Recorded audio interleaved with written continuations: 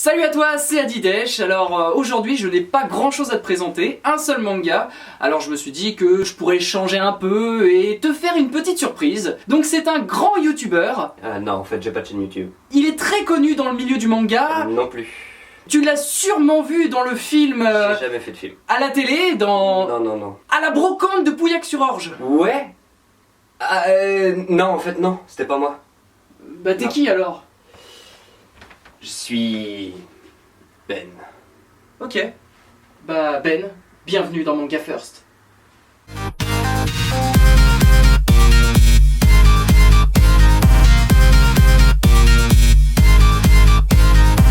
Ben, bah assis-toi, fais comme chez toi. Hein. Merci. Alors, Ben, tu... Ah ouais, on ne voit plus là. Attends, je vais changer. Alors Ben, tu es parti au Japon. Oui. D'accord. Tu peux nous en dire un peu plus? Qu'est-ce que tu as visité? D'où tu es parti? Alors si tu veux, j'y suis allé 2 fois. Ouais. À quelques semaines d'intervalle. La première fois, j'étais vraiment fauché, j'avais pas un rond. Et donc du coup, je voulais vraiment visiter Kyoto, j'avais rencontré une pote là en Chine. Étant arrivé à Tokyo, j'ai décidé d'y aller à pied. Et quitte à faire le trajet à pied, autant suivre la vieille Tokaido. Donc Ouais. une route qui a été construite pendant l'ère Edo pour rejoindre les deux capitales. Et du coup, bah ouais, je me suis tapé les 600 bornes et des patates quoi, en un mois et demi à pied. Attends, 600 bornes à pied? Et la deuxième fois, je suis revenu après avoir bossé un peu plus longtemps. Et je suis descendu jusqu'à Hiroshima, tout ce que j'avais pas pu faire à la base. Bah, visiter Nara, Kobe, Osaka, les grandes villes un peu connues. D'accord, ok. Et une ville que t'as préférée? Kyoto, vraiment Kyoto c'est chouette. Kyoto. Bah en même temps, t'as galéré pour y aller. Et du coup, Kyoto, il y a quoi d'intéressant là-bas à voir? C'est marrant parce qu'il y a encore un côté très traditionnel. Il y a tout le vieux quartier de Kyoto qui est vraiment cool. Ouais. Avec encore toutes les geishas, tout ce qui se promène là-bas costumé. D'accord, t'as vraiment été à chouette. Kyoto pour les geishas? Ah j'adore. Tu regardes mais tu touches pas.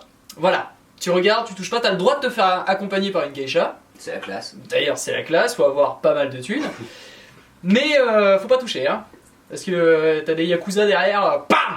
Tu te défonces ta gueule! C'est ça. Bah, c'est ce qui fait tout le charme du Japon en ce moment, c'est que c'est à la fois extrêmement moderne et très traditionnel. Ouais. Ils ont gardé toutes leurs traditions tout en vivant dans une ère de modernité. Par exemple, si tu devais faire un classement de 1 à 3, on va dire. Donc Ouais. Kyoto en premier, le deuxième, ça serait quoi? Ouais, mais là dans ce classement, je pense que je mettrais les petits villages dont je me souviens même plus du nom. Et pourquoi ces petits villages du coup?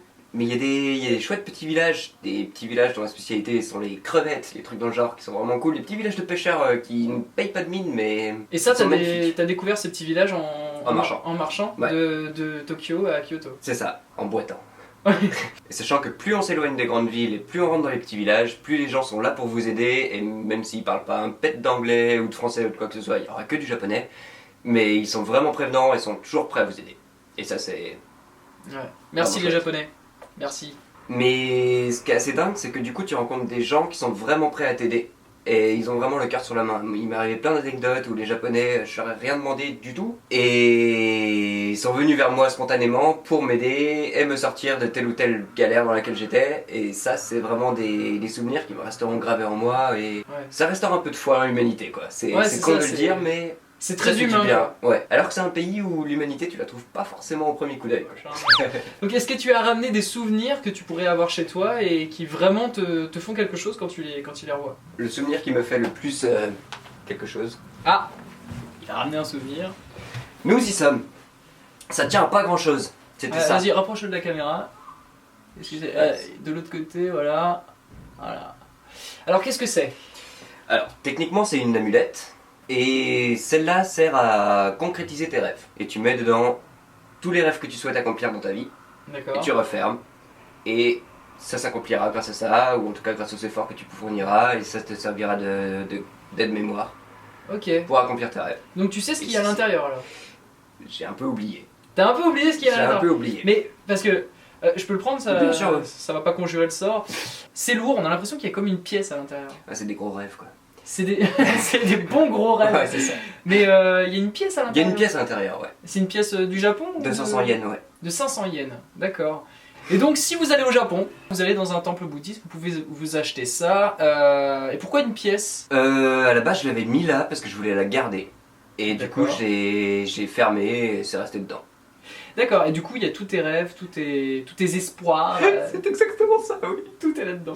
Ok. Et bah, mais c'est un très beau souvenir. J'aimerais bien partir au Japon, un de ces quatre, quand même, pour avoir ça. Dans un temple bouddhiste. Et bah, il y a ton t-shirt qui vient du Japon, c'est ça? Bon, oui, bon. C'est un grizzly tenant une pastèque. Je sais pas si les grizzlies mangent des pastèques. Et voilà. C'est hipster. Et du coup, ce t-shirt-là, tu l'as eu où? Tokyo. Tokyo. Et donc, on va passer au manga maintenant. Est-ce qu'il y a des coups de cœur de mangas récents? Darwin's Game. Darwin's Game, que j'ai là. Darwin's Game, tome 1, si vous l'avez pas lu, il faut absolument le lire. Voilà. Bon, je fais pas la pub, hein. C'est pas du placement de produit. Tu peux nous raconter vite fait l'histoire? C'est un réseau social où il faut tous s'entretuer pour gagner des points, etc. Voilà. Imaginez un jeu que quand vous vous inscrivez, il y a une sorte de serpent ou le graphique, hein, c'est ça, ouais. qui vous mord le cou et qui vous donne un super pouvoir, un seul, que vous pouvez utiliser pour le Darwin's Game, qui est en fait un match à mort, évidemment comme sur tous les smartphones, la géolocalisation et tout, qui permettent de géolocaliser vos ennemis et pouvoir les tuer beaucoup plus facilement. Vous pouvez aussi créer des équipes. Mais en tout cas, ouais, c'est vraiment un manga à lire, un très bon manga. Et on rentre Je vais le très recommander. facilement dedans et c'est difficile d'en décrocher. Ouais. Et bah un autre que tu m'avais prêté il y a pas si longtemps que ça, Ouais. Tokyo Ghoul. Donc, on inverse les rôles.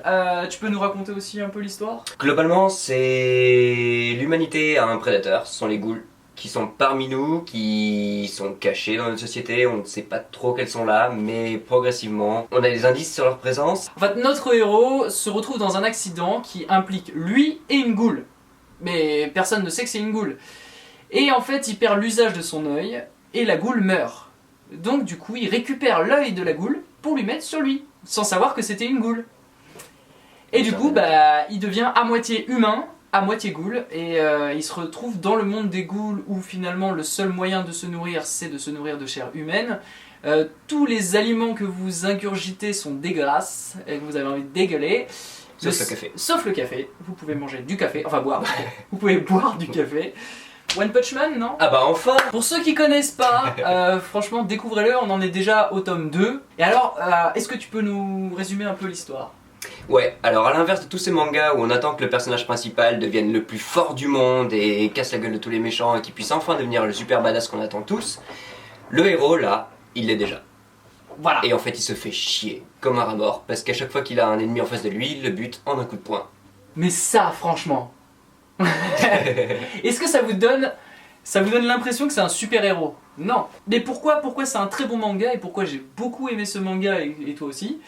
Tout simplement parce que c'est une énorme parodie des shonen. C'est un humour des fois un peu lourdingue. C'est vraiment un manga qu'on a aimé tous les deux et qui est vraiment sympathique. Il y a beaucoup d'autodérision et Voilà. très intéressant. Du coup, Ben, Oui! donc on va passer au manga de cette émission qui s'appelle Damned Master et en japonais c'est Shisho Series. C'est ça. On va savoir pourquoi ils ont changé Damned Master, Shisho Series.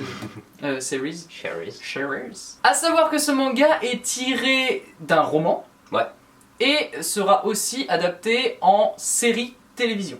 Et en animé. Et en animé. Et donc ça raconte l'histoire de Uni qui a la faculté en fait de ressentir les esprits et tout ce qui entoure notre monde, mais qui s'est jamais vraiment intéressé au sujet. Et c'est qu'à l'université qu'il rencontre quelqu'un qui s'y connaît un peu mieux, on peut le nommer de maître en la matière. Et du coup, il est aidé par ce maître pour découvrir tout ce monde occulte et rentrer dans le vif du sujet. Le problème c'est que, est-ce que ce monde est bien ou mauvais pour lui? La question c'est, est-ce que plus il en saura, plus il sera en danger, ou plus il en saura, plus il sera protégé par ce qui se passe autour, etc. Et c'est déjà la fin de notre émission, j'espère qu'elle t'a plu. N'hésite pas à dire ce que tu en as pensé dans les commentaires. Un pouce bleu me fait toujours plaisir. Moi je te dis à la prochaine et pour ne rien louper, Abonne-toi! tchou!